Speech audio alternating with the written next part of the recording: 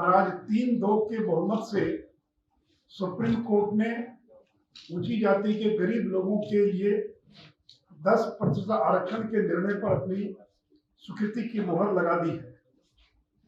मित्रों, उस समय भी श्री नरेंद्र मोदी जी ने कहा था कि SC, ST और OBC के आरक्षण में किसी प्रकार की कटौती नहीं की जाएगी। यानी जो हम 10% का आरक्षण दे रहे हैं, ये SC, ST और OBC के आरक्षण को में बिना किसी छेड़छाड़ किए, बिना किसी प्रकार की कटौती किए और ऊंची जाति के गरीब लोगों के लिए आरक्षण दिया जा रहा है। तो राष्ट्रीय जनता दल ने इस संविधान संशोधन विधेयक का विरोध किया। राष्ट्रीय जनता दल ऊंची जाति के गरीब लोगों को आरक्षण दिए जाने के विरोध में थी।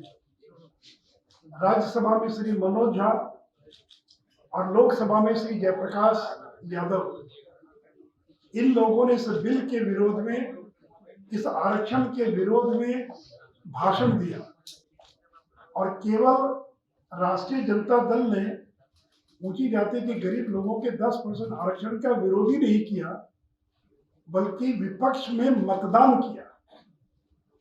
राज्यसभा में 7 लोगों ने विरोध में मतदान किया, जिसमें 3 राष्ट्रीय जनता दल के लोग थे। बिहार सरकार ने बिहार के अंदर भी सरकारी सेवाओं में और शैक्षणिक संस्थाओं में 10% के आरक्षण का बिल लाया विधानसभा में। ये 18 फरवरी 2019 को।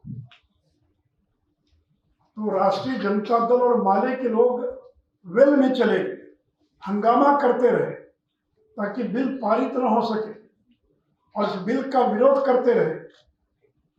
और नीतीश जी ने उस दिन विधानसभा में ये कहा कि रांची से इनको निर्देश मिला है, इसलिए विरोध कर रहे हैं। रांची से निर्देश मिला मतलब लालू जी जेल में थे, लालू जी का निर्देश मिला, इसलिए ये लोग और विरोध कर रहे हैं। जिग्नेश मेवानी के साथ तेजस्वी यादव का दिल्ली में कार्यक्रम था, संविधान बचाओ सम्मेलन, जिस सम्मेलन का आयोजन किया गया था EWS के आरक्षण के विरोध में। तो मैं केवल आपको ये बताना चाह रहा हूं कि राष्ट्रीय जनता दल सवर्ण विरोधी मानसिकता वाली पार्टी है। आपको मालूम है कि रघुवंश बाबू को किस तरह से अपमानित होकर राष्ट्रीय जनता दल से एम्स के बिस्तर से उनको त्याग पत्र देना पड़ा। दूसरे बड़े नेता जगदानंद सिंह पता नहीं कहाँ है, 1.25 महीने से लापता है। तो आज सुप्रीम कोर्ट का एक महत्वपूर्ण और ऐतिहासिक फैसला आया है। आपको ज्ञात है कि 2019 में नरेंद्र मोदी जी की सरकार ने संविधान में संशोधन कर ऊंची जाति के गरीब लोगों के लिए 10% के आरक्षण का प्रावधान किया था और इस मामले को सुप्रीम कोर्ट में चुनौती दी गई थी।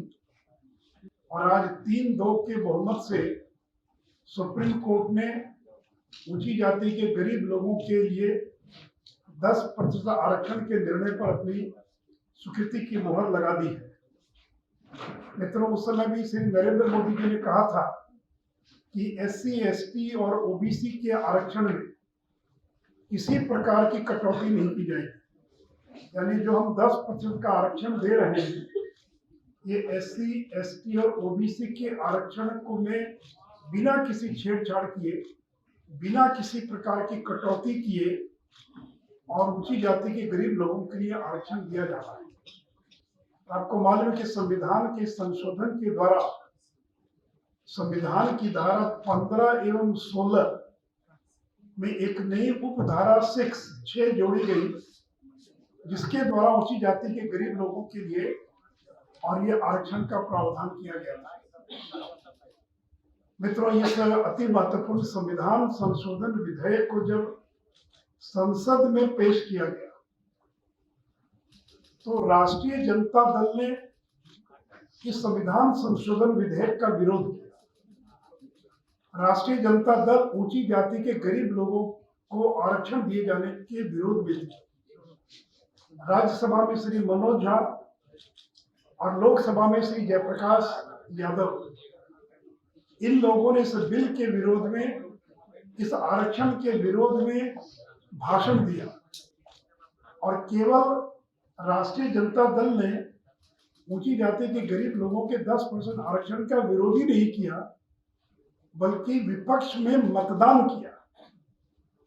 राज्यसभा में 7 लोगों ने विरोध में मतदान किया, जिसमें 3 राष्ट्रीय जनता दल के लोग थे, और लोकसभा में 3 लोगों ने विपक्ष में मतदान किया, जो राष्ट्रीय जनता दल के लोग थे। तो जिस संविधान संशोधन विधेयक का लगभग देश के सभी राजनीतिक दलों ने मन महसूस करी क्यों न हो, उन लोगों ने समर्थन किया, वही राष्ट्रीय जनता दल ने ऊंची जाति के गरीब लोगों के आरक्षण का केवल विरोध ही नहीं किया, बल्कि विरोध में मतदान करने का काम किया। और आम आदमी पार्टी, जो आज गरीबों का मसीहा बन रही है, यह वॉकआउट करके चली गई, यानी इसने वोटिंग में हिस्सा नहीं लिया। और मित्रों, जब बिहार सरकार ने बिहार के अंदर भी सरकारी सेवाओं में और शैक्षणिक संस्थाओं में 10% के आरक्षण का बिल लाया विधानसभा में, ये 18 फरवरी 2019 को, तो राष्ट्रीय जनता दल और माले के लोग वेल में चले गए, हंगामा करते रहे ताकि बिल पारित न हो सके, और इस बिल का विरोध करते रहे। और नीतीश जी ने उस दिन विधानसभा में ये कहा कि रांची से इनको निर्देश मिला है, इसलिए विरोध कर रहे हैं। रांची से निर्देश मिला मतलब लालू जी जेल में थे, लालू जी का निर्देश मिला, इसलिए ये लोग और विरोध कर रहे हैं।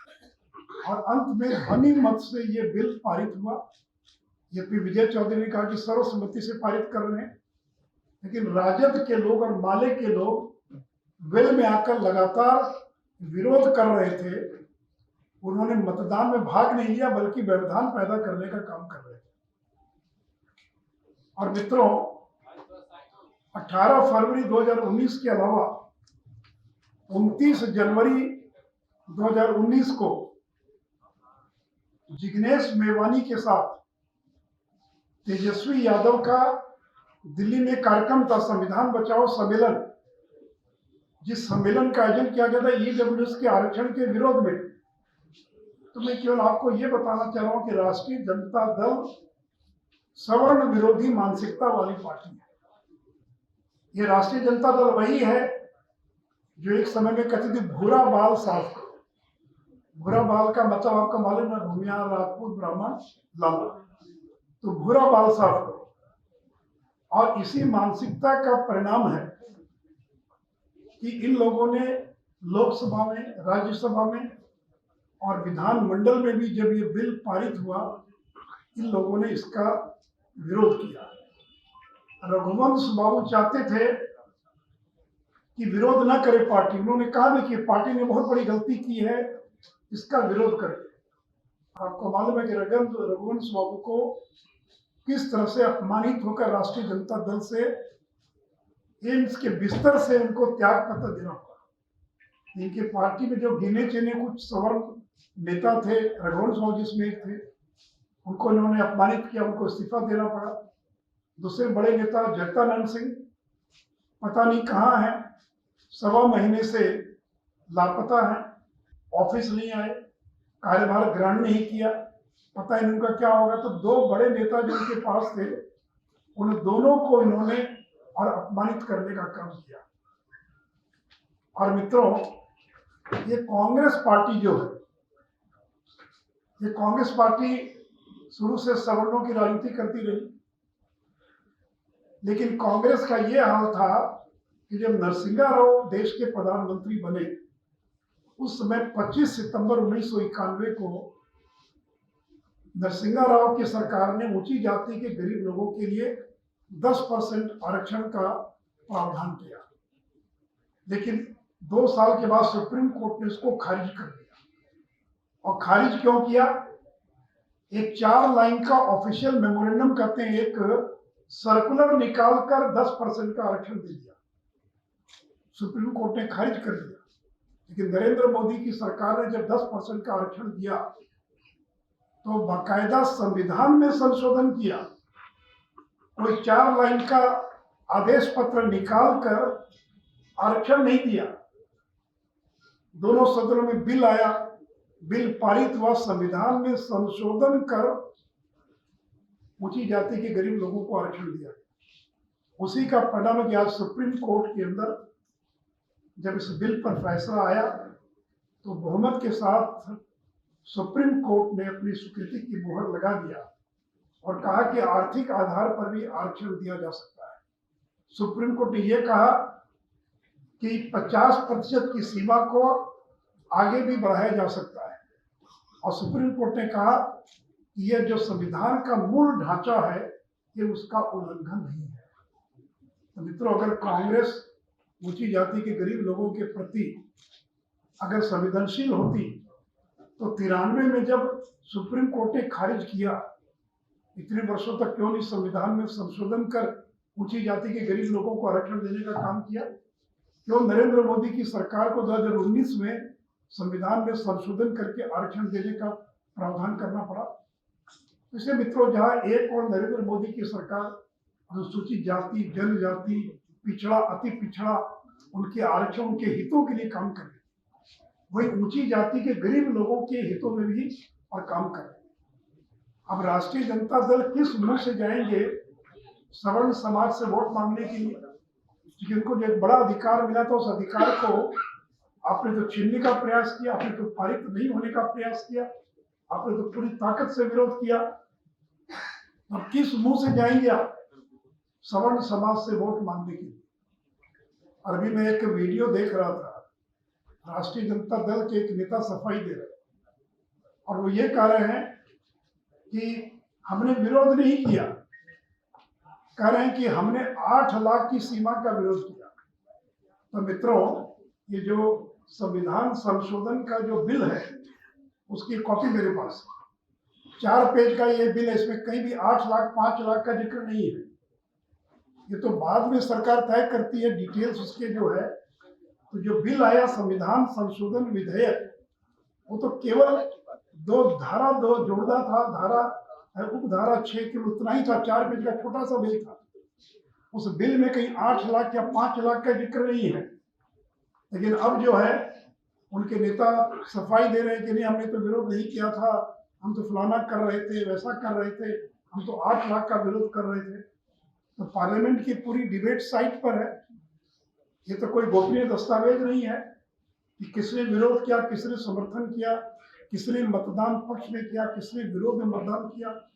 ये सारी खुली किताब है। तो राष्ट्रीय जनता दल को देश के सवर्ण समाज से क्षमा मांगनी चाहिए कि हमने गलती की, हम कान पकड़ते हैं, हमको क्षमा कर दीजिए। लेकिन देखिए, ये लोग जिस मानसिकता के लोग हैं, एक समाज के 1-2 वर्गों पर आश्रित लोग हैं और उन्हीं की राजनीति करने वाले लोग हैं। तो इसलिए मित्रों, ये राष्ट्रीय जनता दल सवर्ण मानसिकता, सवर्ण विरोधी मानसिकता वाले लोग हैं, जिन लोगों को जब मौका लगा उन्होंने ऊंची जाति को तो गालियां दी ही, लेकिन जब ऊंची जाति के गरीब लोगों के आरक्षण का भी जब मौका आया उसका भी विरोध करने से और ये लोग बाज नहीं आए।